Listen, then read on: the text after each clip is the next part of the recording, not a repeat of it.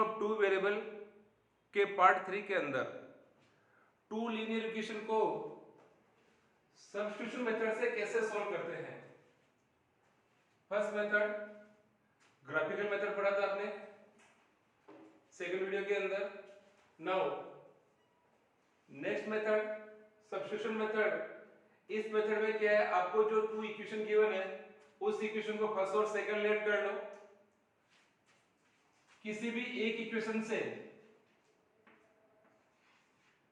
आप x या y की वैल्यू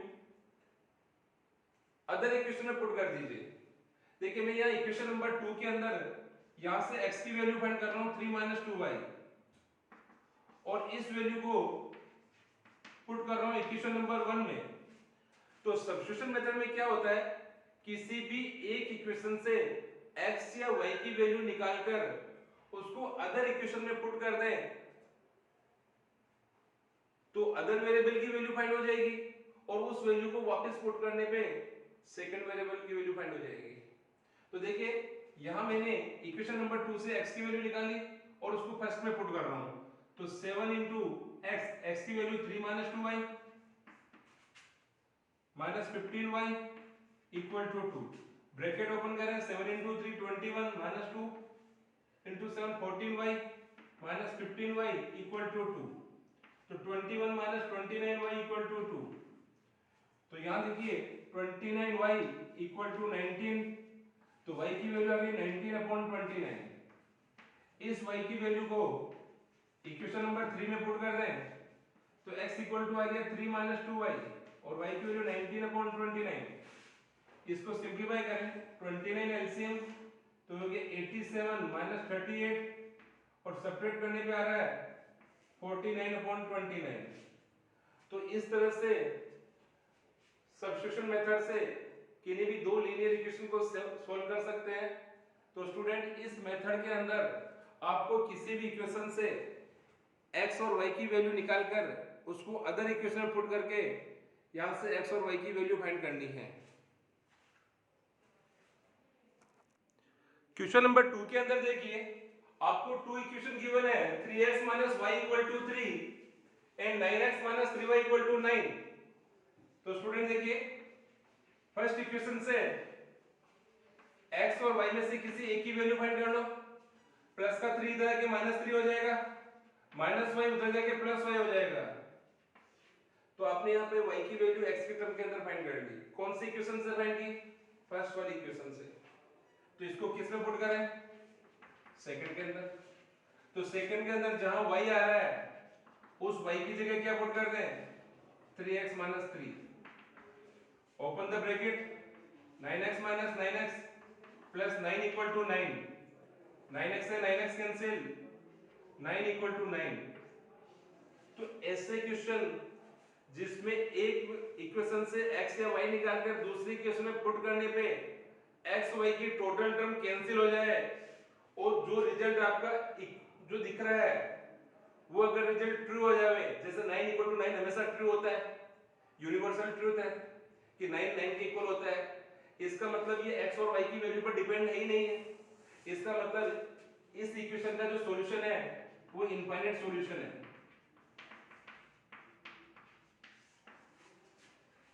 y की वैल्यू पुट करने पे अगर x की टर्म कैंसिल हो जाती है और दो रिजल्ट जो आ रहे हैं अगर वो वास्तव में इक्वल है, 9 = 9 रिजल्ट ट्रू है, इट इज ट्रू, तो आपका सॉल्यूशन क्या होगा, इनफाइनाइट सॉल्यूशन। लेकिन फॉर एग्जांपल इधर 8 आ जाए इधर 7 आ जाए तो क्या 8 = 7 हो सकता है, क्या नहीं हो सकता है, इट इज फॉल्स। तो उस केस में आंसर होगा no solution. Now question number 3 के अंदर आपको डेसिमल में इक्वेशन दे रखी है 0.2x 0.3y = 1.3। डेसिमल को हटाएं 10, डेसिमल को हटाएं 10 तो अपॉन में 10। इधर 10 एलसीएम आ रहा है तो 2x + 3y 13/10। 10 से 10 कैंसिल, 2x + 3y = 13। तो यहां से देखिए 2x की वैल्यू कितनी आ गई, 13 - 3y। तो x = कितना आ गया, 13 - 3y/2। This is equation number 3।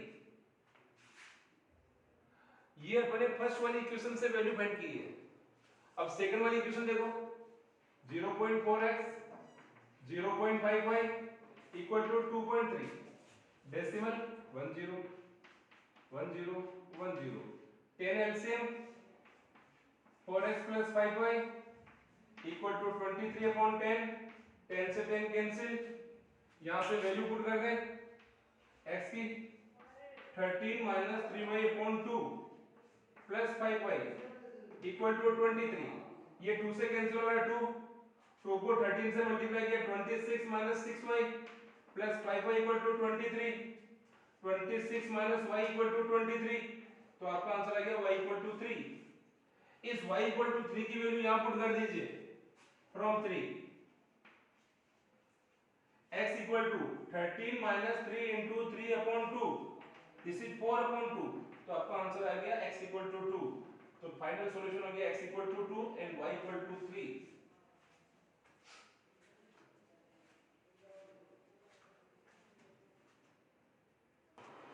अब ऐसे क्वेश्चन जिसमें आपको कोई सिचुएशन गिवन है कोई वर्ड प्रॉब्लम गिवन है तो सबसे पहले इस वर्ड प्रॉब्लम से आपको वो दोनों लीनियर इक्वेशन फाइंड करनी है फिर उनको सब्स्टिट्यूशन मेथड से सॉल्व करना है तो यहां देखिए इस क्वेश्चन में गिवन है the difference between two number is 26 one number is 3 times the other find them so let two numbers are x and y वो two number x and y है बड़ा वाला नंबर पर x मान के चल रहे हैं छोटा वाला नंबर y मान के चल रहे हैं अकॉर्डिंग टू क्वेश्चन इन दोनों नंबर का डिफरेंस 26 है तो x माइनस इक्वल टू 26 एक नंबर दूसरे का 3 टाइम्स है इसका मतलब जो लार्जर वाला नंबर है वो स्मॉल वाले नंबर का 3 टाइम्स है तो x इक्वल टू 3y दोनों इक्वेशन बन गई अब एक इक्वेशन से x या y की वैल्यू निकाल कर दूसरे में पुट कर दीजिए तो value of x from 2 put in 1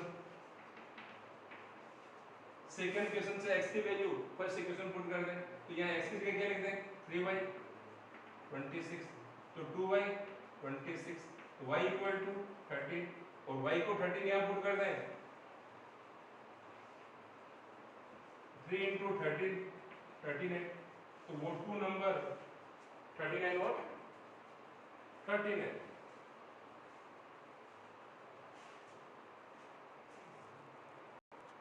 देखिए नेक्स्ट क्वेश्चन के अंदर the larger of to supplementary angle exceed by the smaller is 18 degree find them both angle आपको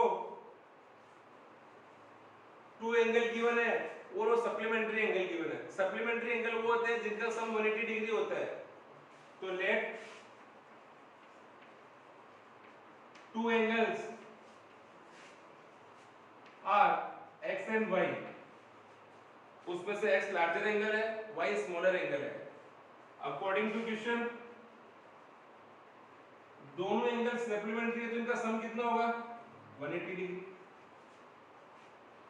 और एक एंगल दूसरे एंगल से 18 डिग्री ज्यादा है एक्सीड मतलब ज्यादा है स्मॉलर से तो x में से अगर y माइनस करेंगे तो क्या बचेगा 18 अब इन दोनों इक्वेशन को सॉल्व करके x एंड y की वैल्यू फाइंड करनी है तो सेकंड इक्वेशन से देखो फ्रॉम 2 यहां से x की वैल्यू कितनी आ गई y plus 18 इसको कहां पुट करेंगे फर्स्ट में फर्स्ट इक्वेशन क्या है x plus y x की जगह क्या लिखेंगे y plus 18 इक्वल टू कितना हो गया 180 तो 2y इक्वल टू कितना हो गया 180 माइनस 18 माइनस किया तो कितना आया 162 तो y इक्वल टू 81 और ये y की वैल्यू यहां पुट कर दो तो x इक्वल टू कितना आ गया 81 प्लस 18 दिस इज 99 डिग्री तो वो two angle 99 degree and 81 degree है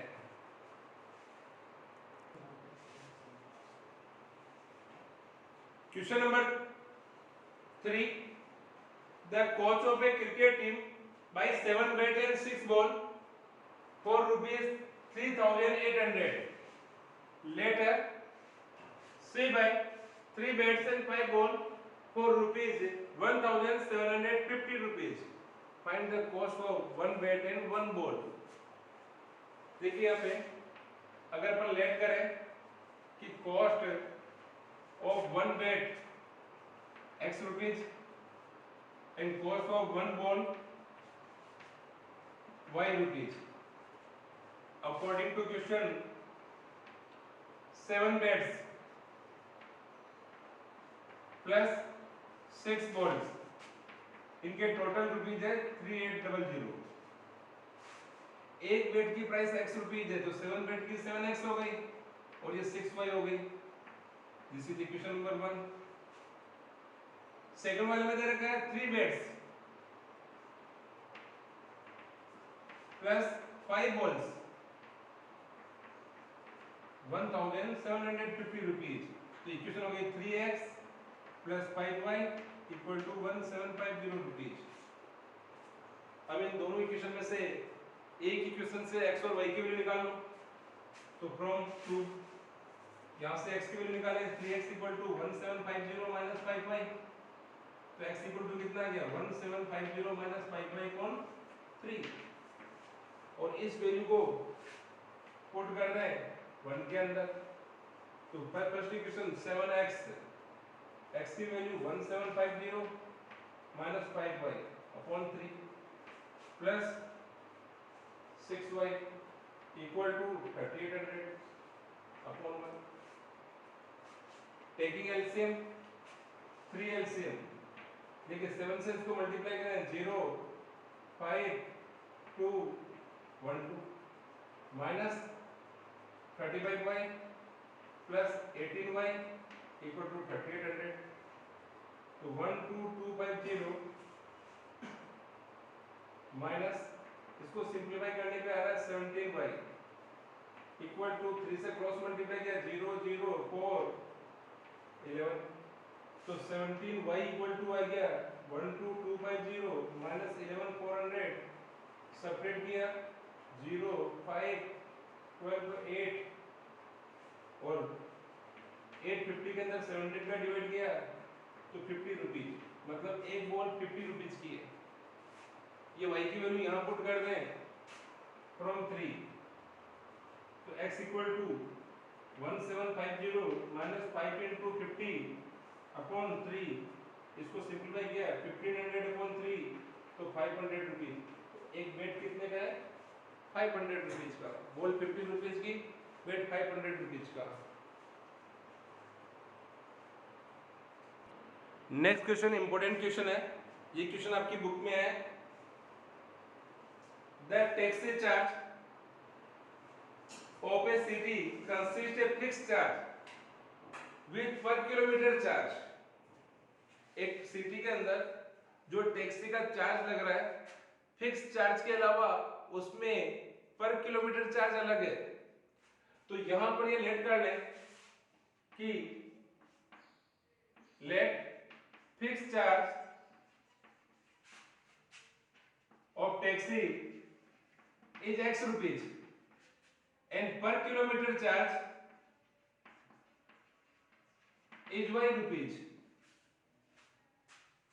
इसका मतलब यह हुआ कि एक टैक्सी के अंदर आप कितनी भी डिस्टेंस कवर कर रहे हैं तो उस टैक्सी वाले का एक तो फिक्स चार्ज है भाई इतने रुपए तो वो लेगा ही लेगा चाहे आप कितनी भी डिस्टेंस कवर करो. और साथ में जितनी डिस्टेंस आप कवर कर रहे हो उतनी डिस्टेंस का पर किलोमीटर चार्ज और है. मान लो एक टैक्सी ने डिसाइड कर रखा है कोई भी पर्सन कहीं भी जा रहा है तो 10 रुपीज उसका फिक्स चार्ज है. मतलब 10 रुपए तो लेने और बाद में पर किलोमीटर का चार्ज डिसाइड कर 2 रुपीज. तो 10 रुपीज तो फिक्स चार्ज हो गया और फिर जितने किलोमीटर जाता है उसका 2 रुपीज पर किलोमीटर से और जोड़ दीजिए. तो इसमें अपने फिक्स चार्ज तो लेट कर लिया x रुपीज और पर किलोमीटर चार्ज लेट कर लिया y rupees. According to question इस क्वेश्चन में गिवन है कि 10 किलोमीटर डिस्टेंस कवर करने में उसको 105 रुपीज देने पड़ रहे हैं. फिक्स चार्ज कितना x. 1 किलोमीटर का y है तो 10 किलोमीटर का कितना होगा 10y और कितना देना पड़ रहा है 105. सेकंड कंडीशन दे रखी है कि उसको 15 किलोमीटर का 155 रुपीज देना पड़ रहा है for 15 kilometre. X fix charge 15 kilometre का 15y 155 रुपीज। तो बताओ उसको 25 किलोमीटर का चार्ज कितना लगेगा। तो पहले तो इन दोनों इक्वेशन को सिंपलीफाई करके यहां से x एंड y की वैल्यू फाइंड करें। तो देखिए यहां से x की वैल्यू कितनी आ गई 155 माइनस 15y। इसको कहां पुट कर रहे हैं फर्स्ट में x की जगह 155 minus 15y plus 10y equal to 105। तो ये हो गया 155 माइनस 5y इक्वल टू 105। तो 5y इक्वल टू कितना हो गया यहाँ से 5y इक्वल टू हो गया आपके 155 में से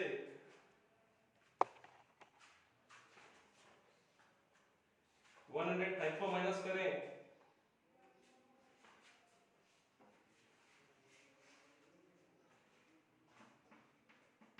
तो यह आ गया 50।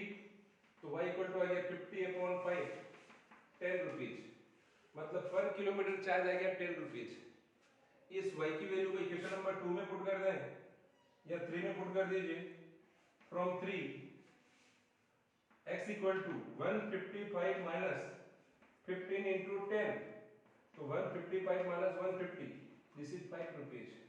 इसका मतलब फिक्स चार्ज उसका कितना है 5 रुपीज है। नाउ आपको कितने किलोमीटर का पूछा है 25 किलोमीटर का। तो 25 किलोमीटर का फिक्स चार्ज तो कितना है x और 1 किलोमीटर का y है तो 25 किलोमीटर का 25y। x की वैल्यू क्या पुट करें 5। 25 किलोमीटर की 25 इंटू 10 कितना हुआ 5 प्लस 250 तो 255 रुपीज। इसका मतलब उसको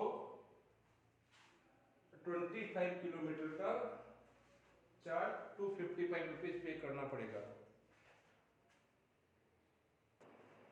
नेक्स्ट क्वेश्चन फ्रैक्शन से रिलेटेड क्वेश्चन है।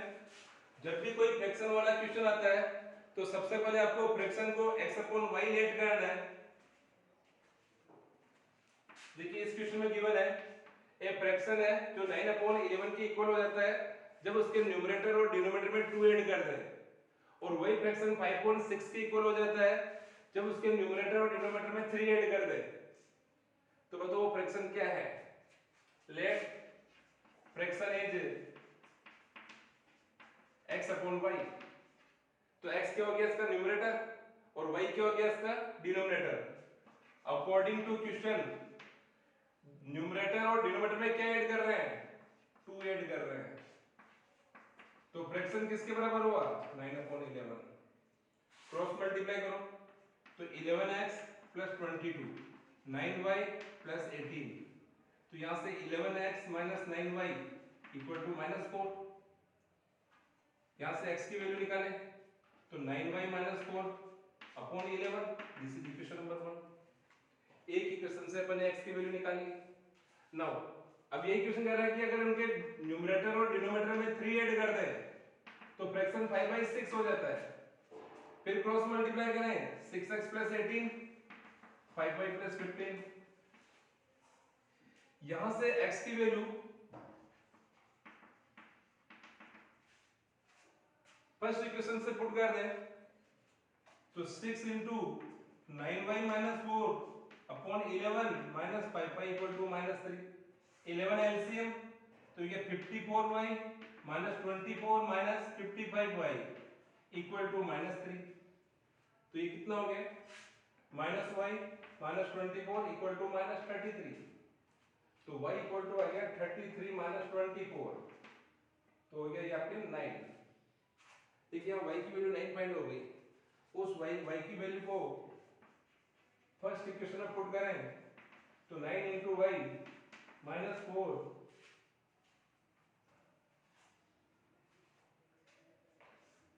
अपॉन 11। तो ये 81 माइनस 4 अपॉन 11 तो 77 अपॉन 11 87। तो x की वैल्यू आ गई 7 और y की वैल्यू 9। तो फ्रैक्शन क्या हो गया तो फ्रैक्शन अपना था x अपॉन y और x कितना है 7 y कितना है 9। तो आपका आंसर क्या हुआ 7/9। वो फ्रैक्शन 7/9 के इक्वल है।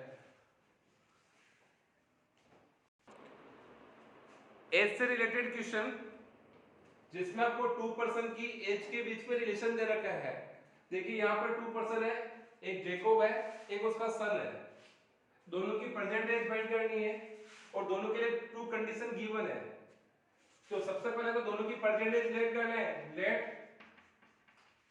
Present age of Jacob x here